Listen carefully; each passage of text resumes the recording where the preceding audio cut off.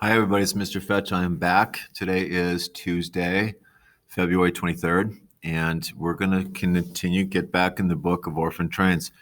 You did a great job with comparison of yourself and the immigrants. I'm looking at the Venn diagrams, and you did a really, really nice job. So thank you for that.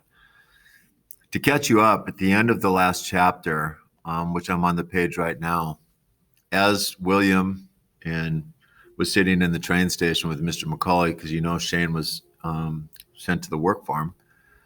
25 children boarded the train, and they're headed out, and they're going towards Indiana. For this particular section, of course, William is hoping Mr. McCauley's right, and an Irish family will adopt him. So we're going to start with chapter 5. When it was time to go to sleep, they pulled off their still damp clothes and slid between the covers of their Pullman car beds in their underclothes. Their outfits were hung to dry so they would be wearable in the morning. I'll bet Mr. McCauley is sad now that he paraded us through the streets to the train stations in our new uniforms, William overheard another child whisper.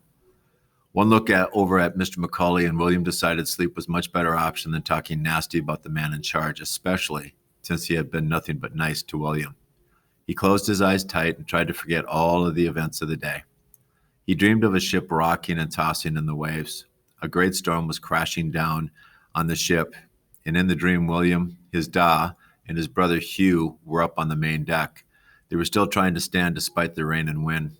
Suddenly, lightning flashed, and William fell to the deck. He looked up in time to see his father and Hugh being pitched overboard. "No!" he yelled, and awoke, sitting straight up in his seat. He started crying, looking around the train car for a familiar face. His heart was racing, and his tears were streaming down his face.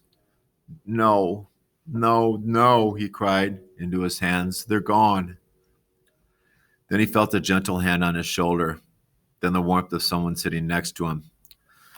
What William's telling you is just like some of us sometimes. Our dreams are so real, and he misses his dad and his brother so much, but now he realizes reality. He's by himself. "Shh, it's all right," a man's voice soothed. It almost sounded like his father. "Everyone leaves me. First my mom and sis, then Da and Hugh, and now Shane's gone. I'll always be alone." "No, that's not true." The man who William now recognized as Mr. McCauley soothed. "In a few hours, we'll be pulling into Indiana, where many wonderful people are waiting to add you and the rest of these children into their families. Come now, William. Irish strong." William sniffed and rubbed the back of his hand against his fair face, wiping away the tears. He half listened as Mr. McCauley continued to talk about Indiana and what his new life would be like. At some point, he must have fallen asleep because the next thing he remembered was a child's voice shouting, "We're here!"